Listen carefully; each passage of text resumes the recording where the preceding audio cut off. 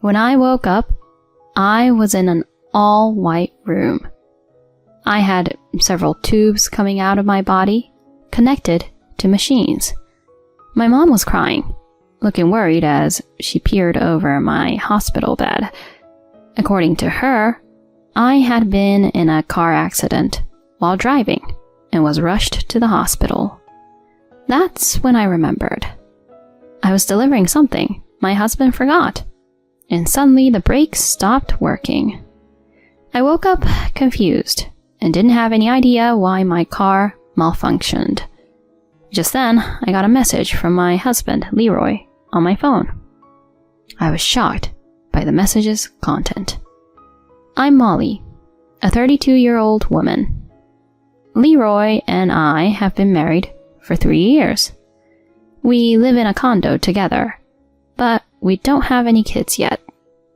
Together, we started a corporation, with him handling the CEO duties. The company's been doing great, with rising profits. Our employees work hard and our business relationships are strong. Considering all the struggles we faced initially, we're in a pretty fortunate position now. However, our marriage hasn't been going well, contrary to the company's success.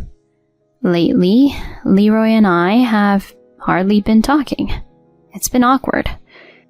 The trouble started a few months ago when I found an unfamiliar earring in the car. I don't usually wear flashy accessories, and my earrings are either simple or small. But the earring I found had a large, bright red rose decoration. Plus, there was a faint scent of woman's perfume in the car, different from any I own. Naturally, I confronted him about it, holding up the earring. Hey, I found this earring in the car. Whose is it? Plus, there was this perfume smell I don't recognize. He seemed caught off guard for a moment, then started making excuses. Earring? Oh, I don't remember. Oh, maybe it's from a coworker I drove recently. My bad. I'll make sure to return it. The perfume must be hers too. Don't get the wrong idea, okay? He quickly took the earring from me, and saying he had work left, retreated to his room. His evasive eyes made it clear he was lying. I was sure he was cheating. Since then, our relationship has deteriorated. I just couldn't trust him anymore. He tried to win me over with gifts and flowers, but his insincerity only made me trust him less. I thought if he has someone else, we could just separate. It's okay if his heart lies elsewhere. Living in a tense marriage isn't good for either of us. But whenever I tried discussing divorce, he would find excuses to avoid it. I have work. Or, I'm too tired now. Let's talk later. He'd say, then lock himself in his room. His reluctance wasn't due to lingering affection for me. He feared losing control of the company. We cooperated in work, but at home we barely spoke or saw each other. His refusal to face our issues only cooled my feelings further. To be honest, I was tired of our life together.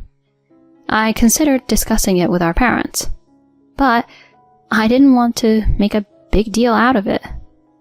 Instead, I decided to call my friend Nicole for advice. Nicole, are you free this weekend? Wanna grab some coffee? I have something I need to talk about. That's rare for you to ask for advice. Sure, I'm free. Nicole, my glamorous and outgoing college friend, was the opposite of me in many ways. She had a wide social circle, including various romantic interests. She knew Leroy since she attended our wedding. I hoped she might have some good advice for me, or at least let me vent. We met at a stylish cafe. I told her everything. My suspicions of Leroy's infidelity, his attempt to placate me, and his avoidance of divorce talks. She listened quietly, but then she said something unbelievable. Leroy's kind and handsome. There might be women who don't mind that he's married. But even if he's cheating, maybe it's unavoidable? You haven't been valuing him enough, Molly.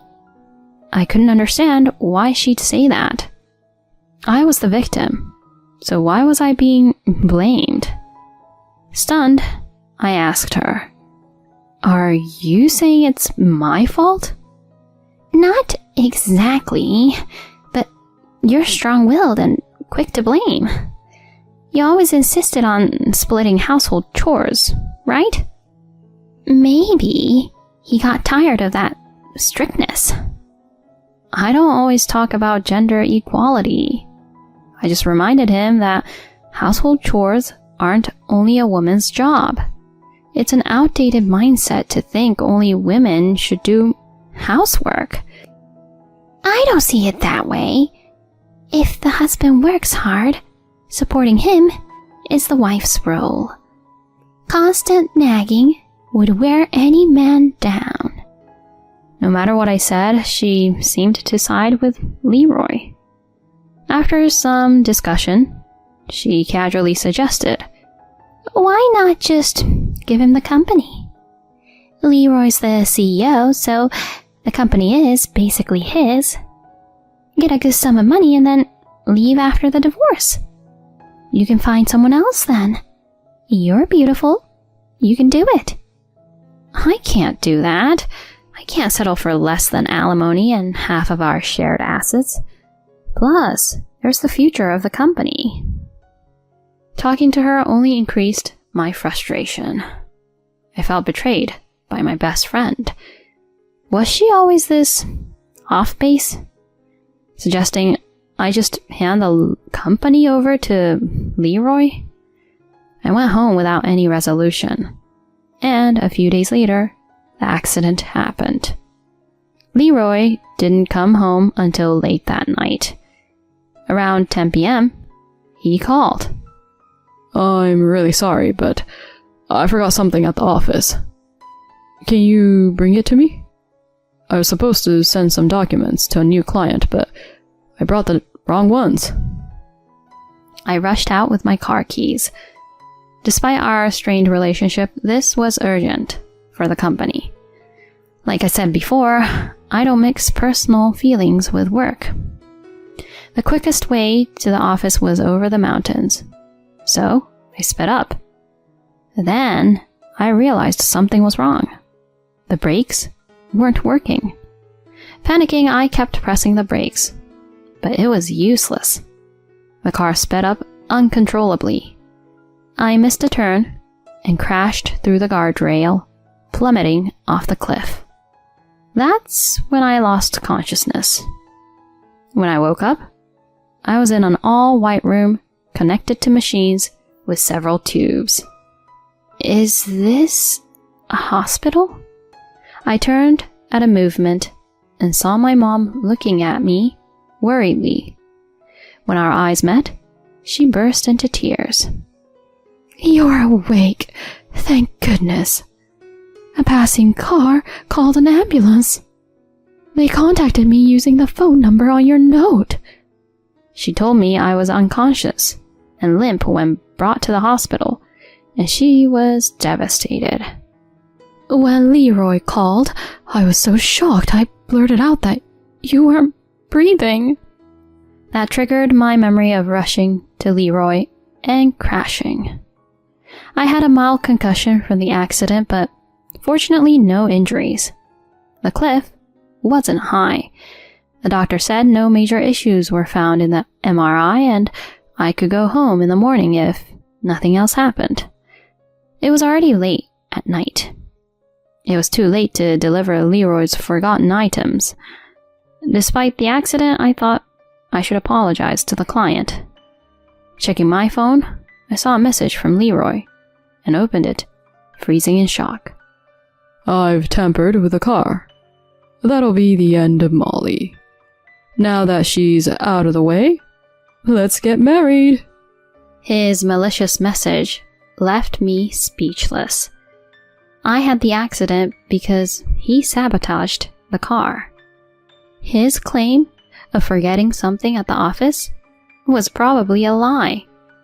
He wanted to be with his mistress without giving me alimony or our shared company profits. He tried to kill me to keep everything for himself. He must have sent this message to his mistress, but it was actually sent to me by mistake. I see. I was shaking with anger. I would have agreed to a divorce if he wanted, even considered reducing the alimony. But he chose the worst way to betray me. I couldn't forgive him. I was determined to bring him down. I discussed the plan with my mom. The next day, I waited at home, fully prepared to confront Leroy. He returned around noon, not alone, but with a woman's voice accompanying him. Hearing the woman's voice, I was stunned. It sounded familiar. I never thought it would work out so well. With Molly gone, all the assets are mine. I'll spoil you with luxuries, Nicole. I'm so happy. I never imagined I could be with you. Sorry, Molly, but I'm a better match for you. She'll forgive us in heaven. To my shock, his mistress was Nicole, my best friend. They had betrayed me together. I understood her behavior during our coffee talk. She was covering up her affair with him. Their conversation continued. Tonight's the wake, and tomorrow's the funeral. We have to pretend to cry. If our relationship gets out, everything's ruined. I know. And we can't remarry immediately. It would look suspicious. We'll play the grieving husband and friend, gradually drawn to each other. It's like a drama. So exciting.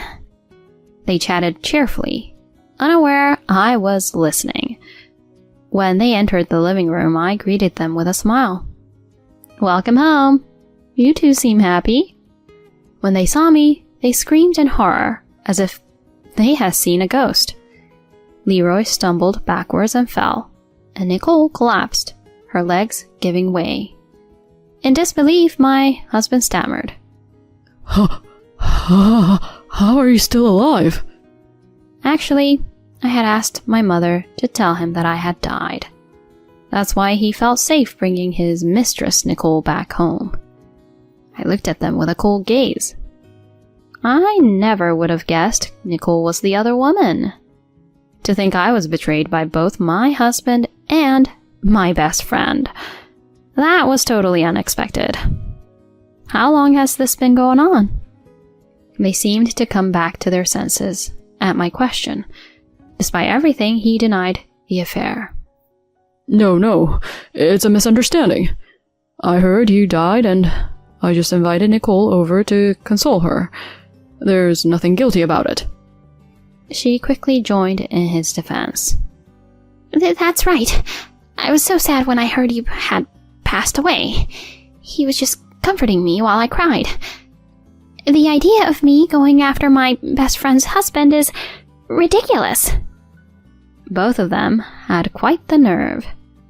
They probably never imagined I had heard their conversation before entering the living room.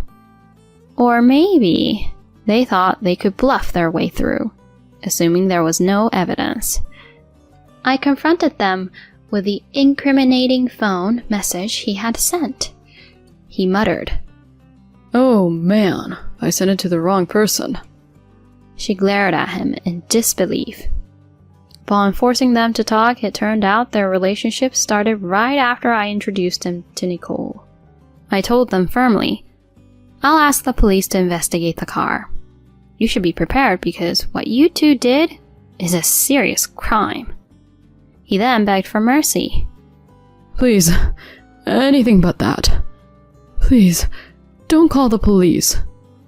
If you report this, I won't be able to live a normal life anymore. I'll break up with her, and I swear I'll never do anything to harm you again. Do you hear yourself? How can I forgive you? I can't trust you anymore. We're getting a divorce, and I will demand alimony from both of you. She then lunged at me in a fit of rage. Then I'll just have to finish you off right here. If you're gone, I can be the president's wife. At that moment, a loud voice shouted, Stop! That's enough! My parents and relatives emerged from the back room and restrained Nicole. Leroy's in-laws surrounded him, showering him with insults. I had anticipated they might try to harm me, so I had called our families to the house. One of my relatives had recorded the entire conversation and had already called the police. Hearing that the police had been called, Nicole's face grew even paler. She began crying and begging me for help. I can't be arrested. Please, Molly, forgive me. I only had an affair with Leroy for a bit of excitement. It wasn't serious. Please, let's forget the police. We're best friends, aren't we? I reached my limit with her selfish remarks. F you! Who do you think wrecked your best friend's home? To say something like that now? Have you no shame? But, I mean... Enough! I don't want to hear any more from a criminal. I'm cutting ties with you, and I will never forgive either of you. Stay away from me. Forever! Leroy and Nicole were then taken away by the police, crying. Later, they were found guilty of attempting to take my life. Their motive was to avoid property division and to monopolize the company's profits. They had become criminals out of greed, and I had no sympathy for them. Afterward, I hired a lawyer and finalized my divorce from Leroy.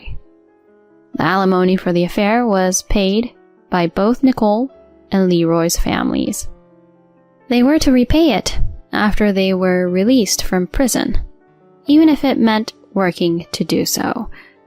Eventually, I took over as the president of the company. The employees did not pry into my personal life and simply offered their sympathy.